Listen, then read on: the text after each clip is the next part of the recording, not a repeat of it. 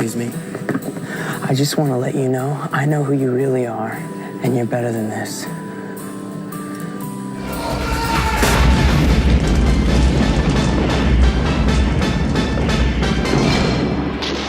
Hey guys, Addy here. Quick question.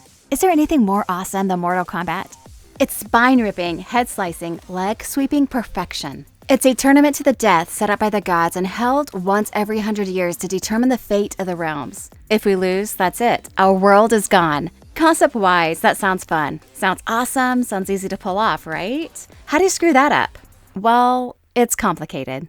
The existing adaptations are weighed down by inconsistent tones, rushed plot elements, and writing that isn't exactly touched by Aaron Sorkin. No, Trevor, do not play that clip.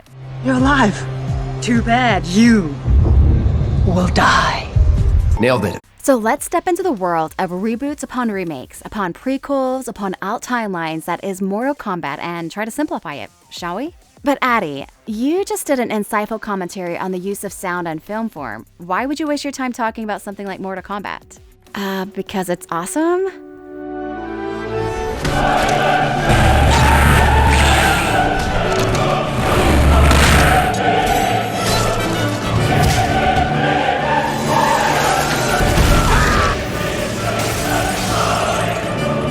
This girl is a Mortal Kombat aficionado. My future kids will compete in it to decide which one gets to go to college. I bet half the characters for Halloween and the movie theme will be played at my funeral. It's a passion project. So let's go. There's a lot to talk about. If you weren't a kid in 1992, it's hard to convey how monumental this machine was in the arcade. The blood, the finishers, the realistic scans of people, the freaking blood. I mean, Congress held hearings on it. Next week, the U.S. Senate will conduct hearings on ways to supervise the video industry. If you want a marquee recommendation, a congressional ban is a solid thing to put in your box art. It all came together to create a different vibe from any other machine in the arcade. Don't get me wrong, I like Street Fighter, but Mortal Kombat was a different beast. Tekken would come out 2 years later, which I prefer from the gameplay side of things, but it always annoyed me that the main story of Tekken is the Mishima family BS, like over and over and over again. And honestly, I stopped paying attention somewhere around the time they started bioengineering kangaroos to fight. Yeah, like that's actually in the story. September 13th, 1993 was known as Mortal Monday. Mortal Kombat! No, the other one. Mortal Kombat! There it is. It was the day the game came to home consoles, mainly the Sega Genesis and Super Nintendo. Unfortunately, Nintendo had to keep its family apparent, so they scrapped all the blood and fatalities. Wait to misread the audience, guys. It's okay. They would allow blood in the sequel once they saw a decline in sales. I mean, if the Olympics can get behind it. Anyway, in Mortal Kombat, there's a big overarching problem. Our world is in danger of being invaded by another dimension known as Outworld. We need to win this brutal cosmic martial arts tournament, or else we're screwed. Side note, I'm only going to talk about the storyline in the first 2 to 3-ish games, as well as some anime. Deal with it. It's a natural starting point for any introduction to the world of Mortal Kombat, and it's what most adaptations have tried to tackle so far. So as we talk about the very first Mortal Kombat, i.e. Mortal Kombat, try not to get it confused with Mortal Kombat or MK9, which is basically Mortal Kombat or Mortal Kombat 1, which is... I don't feel like talking about the next generation, Twindell, Chronica, or any of that because it's boring and I fall asleep and the food in my oven will burn and set my apartment complex on fire and nobody wants that. So much like the game, lives are at stake here. Let's go. There's a quote that floats around about Mortal Kombat that you come for the gore and stay for the lore, meaning that when you're walking around the arcade, the box art and the blood is what draws you in, but the story and deep lore surrounding it will keep you there. It's a cute statement that I don't fully agree with. I would argue that the insane ways they keep upping the gore is what keeps bringing people back. Some of the first mass reaction videos I remember on YouTube were people cringing at the crazy fatalities in MK9. But it does pose an interesting question. Can the story going on in the background of Mortal Kombat make a good movie? See, I think so. We just need to commit to it. There are decades of built-up character and faction backstories to create something that would be a joy to watch on screen. These boring people are a shell of what's being presented and what's possible. My friends tell me, but Addy is just a dumb video game where people kill each other. A movie version just needs good fight scenes that I can watch while stoned in my dorm room. Sure, as if there's never been a movie or TV show centered around fighting that has well-defined characters and competent filmmaking that has helped it achieve something more. This type of comment always feels like a crutch for people to defend bad properties. Oh sure, the writing is bad, but it has a good car chase. Or the story may be boring, but some of the action sequences are cool. Great, or the movie could do all that and have a good story with compelling characters. I know it's 2024 and the bar is lower than ever, but let's try our best to aim higher. Look at the fight from Avatar: The Last Airbender. No, the other one. No, the other one. Right there, stop. The Agnikai between Zuko and Azula. The famous brother-sister duo who we've grown to love for different reasons. Zuko, the disgraced prince finalizing his redemption story, is going up against his sister, Azula, a villain we love to hate and ultimately feel sorry for. The fight is visually stunning, but there's so much emotional weight to the scene that's been carefully built up. We know who both characters are and where they're coming from. Azula was one of the crown jewels of the Fire Nation, while Zuko was Spanish and trying to regain his... what was it again? Honor. Honor. I want my honor. Honor. Honor. Honor. Honor. Honor. I must find the Avatar to restore my honor. It's okay. You can laugh. It's funny. 4 seasons later, and they flipped. Zuko has found a new purpose and family, while Azula is losing it. We want Zuko to win, but we also don't necessarily want him to kill Azula. But we know he might have to. It's gut-wrenching to watch as they destroy their childhood home, but also beautiful with the way the animation flows with the music.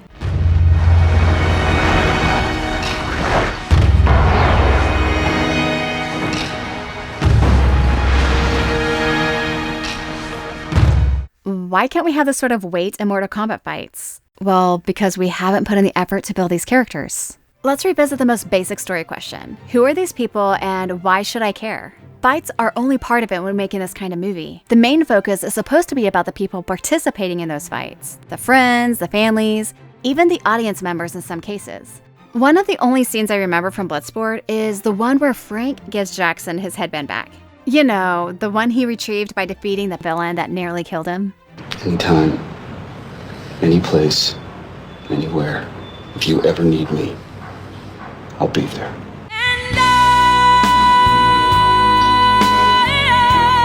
I guess this is a good time to talk about other movies centered around fighting tournaments. They're all over the medium, and no, don't you dare play that freaking Street Fighter clip. Trevor, I hate you so much. That son of a bitch Bison's ass so hard. Nailed it. The obvious one is Bloodsport, where fighters from various walks of life are invited to compete in an underground fighting tournament. We center on Frank, a hero whose leg day consists of squats and staring at the calf machine. There's also that pec-flexing villain whose name I don't recall. I remember enjoying this film in I watched it as a child and I was a really dumb child kind of way. And hey, this fight is set up exactly like a video game fight with left and right staging. But there's one issue with the tournament arc that you can't pull off in Mortal Kombat, the classic tournament fight montage. Bloodsport has a lot of fighting montages. Really, everything centered on tournaments does. This is a hang-up Mortal Kombat can't do. I understand this is a fighting tournament's way of speeding it up while also showing scope and giving some minor characters victories or their comeuppance. But Mortal Kombat is a different beast with its fan base. Imagine that every background character in one of those montages has a built-in fan base of people that have been playing as them for the past 20 years. How pissed off do you think they'd be if their favorite character got bumped off in a shadow of a 30-second montage? Especially one where we don't get to see them in action or learn anything about them. Then again, they kind of did that already. In the arms of the angel. So let's take a look at what already exists. Mortal Kombat. Rated PG-13. Wait, what? Directed by Paul W.S. Anderson, famous for lots of movies that you'd rather not be famous for. The future heavyweight king of the below-average video game adaptation. Oh god, I'm gonna have to do another one of these for Resident Evil, aren't I? Fun fact, if you press play on your streaming device, the iconic music theme starts playing at the 1 second mark. So shout out for not wasting anyone's time. Apparently Virgin Records had to be talked into it because they originally wanted to use pop music like Janet Jackson and Van Halen throughout the movie.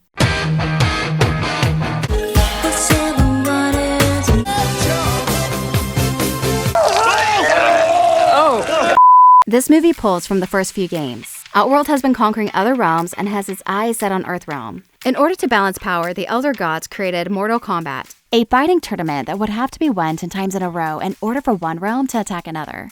Outworld has won the past 9, so this is our last chance to stop Armageddon. Canonically speaking, there's between 6 and however many realms the writers need to keep the story going. But the main players here are Earthrealm, us, Outworld, bad, Netherrealm, wildcard, and occasionally Adalia. Get it? Adalia isn't always included. It's kind of like how Pluto sometimes is or isn't a planet. Don't question it. Our main hero, Liu Kang, learns from Western Union that his brother has been killed by Shang Tsung. Tsung is the soul-stealing liaison of Shao Kahn, the big bad leader of Outworld. Kahn's not appearing here, he's just enlisting Tsung to win the tournament. He's basically the Thanos to Shang Tsung's Loki. The protector of Earthrealm, Raiden, is trying to pull together worthy fighters, and Shang Tsung is sort of helping him? It's weird. I'll get to it in a bit, but I think Shang's goal is to lure in fighters he views as lesser opponents so that he can rig the tournament in his favor. Kinda like forging scholarship offers from your rival schools and sending them to players you know will be decent, but not great. He starts by using Kano to learn Sonya Blades at the tournament. He specifically tells Kano he needs to get her to the island, but can't harm her. Maybe me and Sonya should share a cabin. If you so much as touch her, Kano. Though he seems fine with this guy trying, or these guys trying, or these guys trying. Anyway, I'm sure this whole don't harm her thing won't backfire on Kano at all. The first 8 minutes of this movie are some of the most mid-90s stuff to ever mid in the 90s, and a sad part of me loves it. I mean, look at this shot. On the nose acting, average framing, 90s special effect, and he walks off into the smoke machine next to what may or may not be the scissor lift being used to light the scene. It's absolutely beautiful. Shout out to whoever gave Raiden a sense of humor and personality. Unlike 2021, which, we'll get to that one. A lot of people didn't think Christopher Lambert was the best fit for Raiden, but he's one of the only sources of vague charisma in this version. The fate of billions will depend upon you. Apparently, Sean Connery was offered the part but turned it down because he wanted to play golf, which, I mean, okay, that's fair. As long as we're pointing out what could have been, this director cameo was supposed to be played by Steven Spielberg since he was a huge fan of the game. Which makes me wonder if I've ever played Spielberg online and torn his spine out. I'd apologize, but he also made me watch Hook, so who was a real loser? It's still not as bad as this guy mismatching 90s dad socks. For Team Earthrealm, we have Liu Kang, who wants to avenge his brother, Sonya, who wants to catch Kano, and Johnny Cage, who wants to prove his martial arts skills are real and not just Hollywood magic. I'd go into more detail, but the movie doesn't. Liu Kang thinks the tournament is a charade and enters just to fight Shang Tsung. But hey, he has more of a personality in this than I remember. Johnny's being an ass to him, and he returns the favor. Big fan. Also, this boat where they slap the dragon logo on the front of the Disney park ride is the dumbest thing in the movie, and I absolutely love it. It even reverses because I assume it's on rails. 10 out of 10. This set on the obvious soundstage is amazing. Raiden is here on the studio backlot and ready to set up some stakes. He says there's a lot of great fighters on this boat, but since Liu, Sonya, and Johnny are the only legacy characters, the rest are all pretty much screwed. One of my biggest gripes for the Mortal Kombat story is that there's a lot of open-endedness on which characters actually know the full gravity of the situation, which is dumb when you think about it. In MK9, Johnny Cage shows up to the island only knowing it's some sort of martial arts tournament. Finish him! Whoa, whoa, whoa, wait a second. I'm not gonna kill anyone. He doesn't know you can kill your opponent. He doesn't know about the realms. He doesn't have any concept of the stakes of this thing. This tournament is more than a chance for personal glory. We are fighting for the very survival of Earthrealm. What are you talking about? Which begs the question, does Earthrealm not choose its fighters? Even in this movie, half our team doesn't fully grasp the situation before getting on the boat. From Raiden's perspective, it's like putting together a basketball team from the local YMCA, then arriving and realizing the little tournament he was talking about is actually the Olympics. Also, your first game is against the Dream Team and the Monstars. LOL, good luck, dicks. I give up. What's going on? I don't know. Were you guys not just in the scene you were just in? Guys, I know the script is boring, but let's try to pay attention to what the Thunder God is saying. Half the Earthrealm team thinks this is a fun exhibition when in reality, it's the Super Bowl. What if Shang Tsung offered one of them $1 million to drop out? Would that count as an elimination? The 2021 movie negates this a bit by having legitimate chosen ones, which is stupid in a different way, but we'll get to that later. My 90s wife is here, and we all need to stop and appreciate her for a second. I want to say something nice about this film, so let's appreciate the atmosphere the production team tries to create, which is a lot of fun. The sets and real-life locations actually make it feel like we've traveled to another reality. It's a weird mishmash of concepts that pull straight from the games. It's at least interesting and probably the only thing I can outright compliment. Mortal Kombat feels weird when we get to the real-world settings, so these locations removed from the modern world help considerably.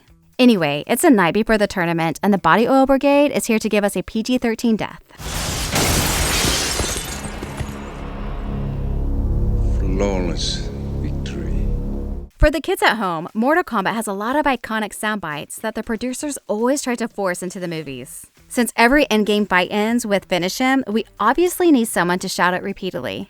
Finish him! Finish him! Finish him! Finish him! Finish him! Finish him quickly.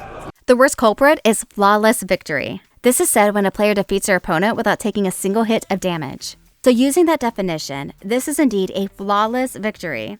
Don't get the movie credit though. They're going to mess it up a lot here shortly.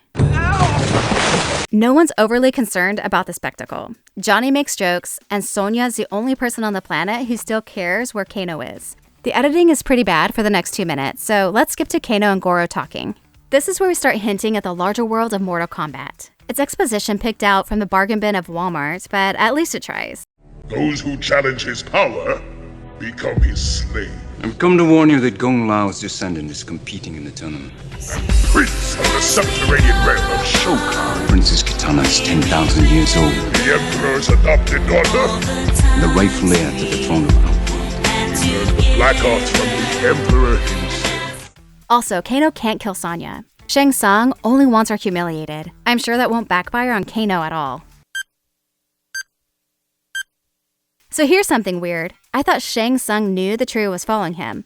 Like, look how close they were behind him here. Clearly he's leading them into a trap or wants them to be intimidated. But it turns out that was just bad staging because he gets upset he's being eavesdropped on. Relax, bro. It's not like you just dropped some clever scheme. They just wanted to hear the exposition too. Ow! This Kano thing exists just to have Kano in the movie. It's hard to tell if he fully knows what this tournament is. So at least that's on par with the rest of the characters. Anyway, I'm sure this whole not being able to kill Sonya thing won't... Oh... Whatever. The real reason to talk about this is Trevor Goddard is a gem. I love his movements, his voice. Ooh, now look at this.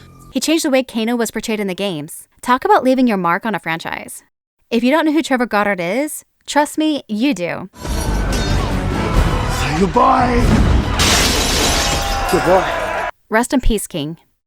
I'll get into this more later and why it's a problem, but there's no real sense of what's going on in this overall tournament. It's just a series of random 1v1 fights at random locations. Both these fights are overseen by Shang Tsung in an official ring and seem to signal the opening round. Let Mortal Kombat begin! But then Johnny Cage is just wandering through a forest. So Scorpion is a heck of a first round draw. Is there a bracket of some sort? Sonya fights Kano, and then that's basically it for her. Liu Kang gets through 3 fights before Goro even gets activated to participate. But then he goes through 10 people immediately? If you want the audience to feel like 80% of your characters don't matter to the outcome, this is a great way to do it. But it's okay because my wife is back and ready to impart wisdom on Liu Kang. To win your next match, use the element which brings life. What? She's trying to be cryptic, but the element that brings life in this case is just water. So we won't be seeing Liu Kang unzip his pants. His next fight is Sub-Zero. Raiden places water in the room beforehand, which I assume is cheating, but everyone else is doing it, so we'll allow it. They exchange some hits, then Sub-Zero gives birth to an ice force field. Liu apparently didn't grasp the earlier message, but he finally puts it together here. Use the element which brings life. What? Use the element which brings life. What? Water! Oh, look, water! Use the element which brings life. Brings life. Brings life. Water. So he uses the water and, you know, this, that, whatever. You know, one of the most important things in movies centered on fighting tournaments is the time between the fights. This is where we learn about the characters, and where the characters learn about themselves. Where they reflect on their previous matches or think towards a future opponent they have to face. Or even one that a friend of theirs has to face. Remember in Game of Thrones when Tyrion was awaiting his trial by combat? We got some of the best scenes of him and his friends in the lead up to the fight. We saw him bearing his soul to people, sharing heartfelt memories, leaving final instructions, and living what he assumed were his final days on Earth. Won't that make her a great song? I hope to hear them sing it one day. It meant something and built to the climactic fight. Speed running through matchups of what's apparently a world-defining event just makes it seem like the characters either don't care or aren't worried at all. Also, Game of Thrones was a really good show, right? It's a shame they never continued it after season 4. Whatever, the puppeteers are ready, so it's Goro time. Wait, it seriously took 6 people to get this animatronic to move? That's freaking awesome. So I always thought this was weird. Shang Tsung gets sad that all the legacy characters on his side are dead, so he brings in Goro. Then we cut to a bunch of Earthrealm guys taking pratfalls to keep the budget costs down. Then we cut back to an epic entrance shot. But this should have been here, like a grand entrance. Instead, we cut to Artline, who is so crazy in the zone that he doesn't notice Goro until he literally steps into the ring. Seriously, Addy? Shut up. Of all the things, this is really what you're gonna complain about? This is one of the more interesting fights just because there's finally a sense of danger and other characters are around to witness it. The problem is there's still no connection between this trio, who just come off like the vaguest of acquaintances. So Art gets killed and Sonya screams. Like, girl, how did you even know his name? Also, flawless victory. Wrong. Props to the next couple scenes for trying to tack some meaning onto the film. Raiden has gathered the trio into the statue garden for a halfway decent lesson on fear. He's trying to lessen the impact of them watching Goro take out half the stunt team. He emphasizes the entire point of this tournament is Mortal Kombat. No matter how big or scary an opponent may be, they're still mortal and can be defeated. The only thing holding them back from victory is themselves. Johnny is afraid he's a fake, so in order to prove himself, he'll carelessly rush into a fight and get killed. Yeah, they think I'm a fake. You're one of the best martial artists in the world, and I can help you prove it. Sonya, on the other hand, is afraid to ask for help and put her trust in others. I trust one person on this planet, Jax. You're talking to her. When I want backup, I'll radio for it. Liu Kang is afraid of his own destiny, which is kind of boring and not worth talking about. I like the idea behind the scene, particularly with Johnny and Sonya. Again, it's not exactly groundbreaking, it's thrown together with construction paper and half-eaten crowns, but it's something. Apparently there was a deleted scene where the group takes time to bury Art's body in the Warrior's Garden. I think that would have been a needed break from the fights and a fantastic add-on to let them grieve and reinforce what they're fighting for. You know, in this alternative fanfiction version where they actually established the characters. Also, this cut is timed wrong. Don't you dare do this to protect me, Johnny Cage. Trust me, I got a plan. Remember how Raiden warned Johnny against jumping in and fighting anyone to prove himself? Well, he skips to level 10 and challenges Goro, and in an effort to crank it to 11, he allows Shang Tsung the right to challenge a fighter of his choosing afterwards. In return, I reserve the right to challenge the winner myself, or another of my choosing, in a place designated by me. Say it with me. I'm sure that won't backfire. I'm a little confused here because he basically does everything Raiden told him not to do, but Raiden is cool with it? You, Johnny, are afraid you're fake, so you'll rush into any fight just to prove you're not. Challenging Goro, eh? At last, one of them is understood. I guess he rushes in and doesn't fight carelessly, or does it go back to his point that anyone can defeat anyone in this tournament and Johnny doesn't seem afraid anymore? And so he's using his overeagerness that Raiden warned him about to overcome his... Wait, is that guy wearing plaid? Whatever, the fight's on and we're going for the net punch move, which is taken from this move, which is taken from here. Now at first, I thought Johnny was taking Raiden's advice and realizing he can outsmart a larger adversary. You know, the classic story trope that's been told a million times. David and Goliath, anyone? So I thought Johnny was purposely leading Goro to a place that would even the odds and allow him to kick him off the cliff. But then he gets up here and looks distraught. So apparently that wasn't the plan? He just got lucky? But seriously, is he like a production assistant that got lost? Whatever, Goro dies. We need to talk about the tournament rules. I'll touch on it later, but if you've seen Yu Yu Hakusho, no, not that one. You know what the Dark Tournament is. It's a fight to incapacitate your opponent. You can kill them or keep them down for a 10 count. This includes trapping them outside the ring.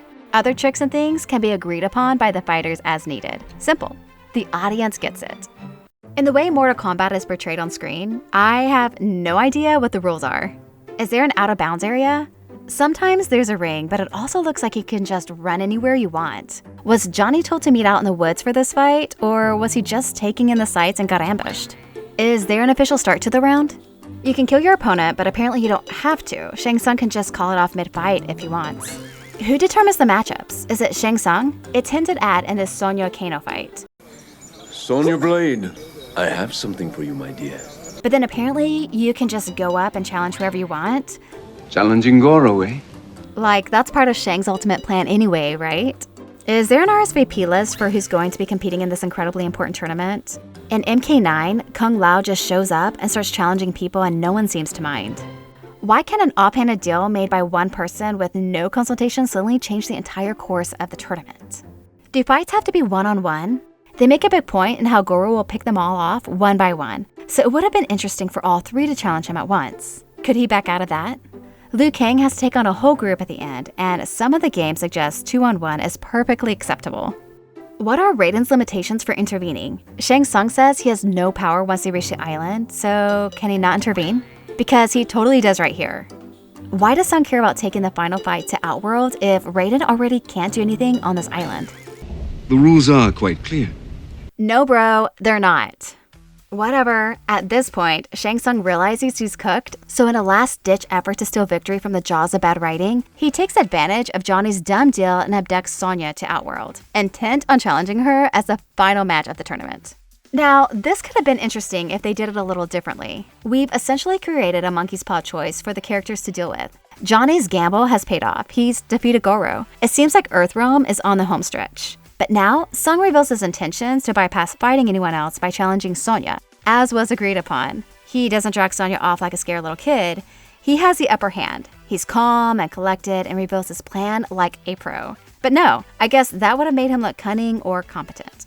This pains me to say, but Shang Tsung really should have killed Katana after she helped Liu Kang right in front of him. You can't have your main villain be constantly undermined or surrounded by morons and have them be intimidating. It's a shame because I really do enjoy their performance. It's impressive when an adaptation can remove so much but still be confusing. Most character motives are cut for a script that's an incredibly simplified Earthrealm versus Outworld story. Sub-Zero and Scorpion's lifelong feud is removed and explained away with this throwaway line. Scorpion and Sub-Zero, deadliest of enemies, but slaves under my power. We're not building up the warlike culture of Outworld, or the different species that inhabit it. Also, I'm 90% sure Katana meant to say Adalia here.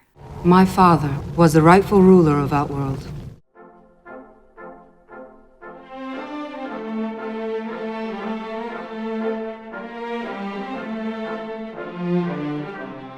I typically zone out after the reptile fight, so this was a new experience for me. Tsung is still trying to convince Sonya to accept his challenge, but she doesn't want to fight him in a dress. Does forfeiting really exist in this tournament? If so, Sonya is coming really close to screwing us. What should happen in this scene to make it more interesting is that Sonya reluctantly agrees to fight in order to... My point is, this whole challenging opponents thing is confusing. Tsung says Earthrealm will forfeit, but now the cavalry's here and Katana talks him out of challenging Sonya. Instead, he challenges Johnny, but then Liu Kang steps in and challenges Tsung back. And for some reason, Tsung can't back out of this challenge or else he'd have to yield. Huh? I don't fully grasp the Uno reverse card played in this scene. If you've ever had a 99% chance of winning in fantasy football, and then suddenly it switches you to 1%, this is exactly how Shang Tsung must feel here. But whatever, we're on to the final matchup to determine the fate of Earthrealm. And this warm-up scene set to the music is perfect.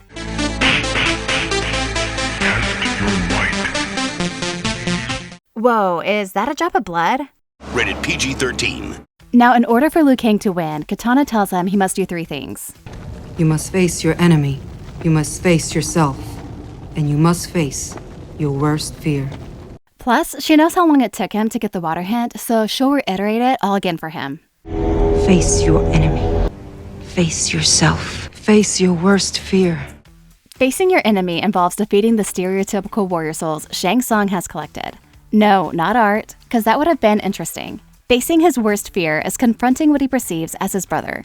I don't know what the face yourself challenge is. I guess it was the challenge of awkwardly running up these stairs. Back to this brother thing. Shang Tsung waits until Liu is right in front of him to transform into his dead brother. So this conversation makes our hero come off even thicker than the past hour has. Although this does lead to another interesting lost opportunity. Shang Tsung has demonstrated his shape-shifting ability multiple times now. What if he had used it during the tournament to manipulate people? He could have appeared as Raiden and given bad advice. This even could have been an awesome way to reveal that he killed Katana for defying him. What if Liu Kang had to enter a room at the top of the stairs and Shang was already pre-transformed into his brother? Maybe he's able to sow doubt into Liu's mind. He could have made Liu believe his brother had been imprisoned in Outworld this whole time rather than being killed in the opening. Maybe Liu is forced to make a choice between what he thinks is his brother or his new friends. All I'm saying is Shang Tsung is supposed to be a trickster, so let him do something interesting here. But no, he shapeshifts right in front of everybody. And for some reason, Liu Kang entertains it instead of instantly kicking him off the ledge. That's not your bro. If someone transformed into my dead sibling, I'd rage attack them instantly. Whatever, Liu Kang accepts he's the chosen one. And there's finally a line here I actually like. All those souls and you still don't have one of your own. So yeah, Liu Kang wins, Shang Tsung turns into E.T., and Earthrealm is slightly less screwed than it was at the start of the film. This is probably where you could have had Johnny C. Art's soul being freed with the others. He's literally in the room with them, and he seemed pretty broken up about Art having his soul stolen last we saw. Perfect opportunity. No? Okay, who cares? Flawless victory. Again, wrong. There's no real point talking about small questions like how Johnny Cage got out of what I assume is another realm. But big logistical questions of the tournament your entire movie is based around remain. Why does Earthrealm forfeit completely if Sonya doesn't fight Shang Tsung? Outworld doesn't win a single notable fight and somehow they're in line for the last second victory? Is this a hidden double or nothing rule, or are we just trying to create drama from a rescue arc we didn't need? Who chooses the fighters, and why aren't they briefed on what Mortal Kombat is? Stop all this chosen by fate nonsense. Make it so Raiden selects his own fighters because he's a protector of Earthrealm and sees something in them. Whether it be skill, heart, determination, or something they don't even see in themselves yet. Simple. Done. Let's properly set up the stakes. You have been chosen to defend Earthrealm in Mortal Kombat. If we lose, our world will be invaded by evil people. Katana's world of Adenia is a literal case study of what happens when you lose to Outworld. Shao Kahn beat them, invaded, slaughtered them, killed the king, married his wife, and adopted the heir as his own. Like, holy crap, we could be next. I don't want that to happen. This dude in the sunglasses better kick this centaur's ass. Simple, done. I think it gives too much credit to say this film is a mixed bag. It's more like a piñata that you break open only to wind up confused and covered in what's hopefully just pickle juice. Yeah, you know I'm disappointed if I'm referencing Problem Child. The Grand High Court of Cinema, known as Rotten Tomatoes, gave this a 47%, and that feels beyond charitable. If there's anything to praise beyond the set design, is that they really put the actors through it. Actual stunt people put their bodies on the line, and I respect that. Ashby bruised his kidney and urinated blood. Robin Shue broke his ribs here. Some of these fights aren't too bad. So hats off to the real heroes, the stunt team, the choreographers of these two fights, the puppeteers, the immortals, and set designers. Anyway, that brings us to... as if.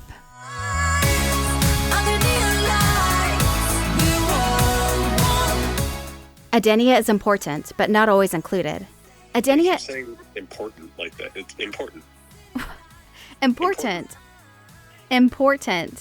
How am I saying it wrong? I mean, you're not saying it wrong, but you're saying it like a second grader learning the word for the first time.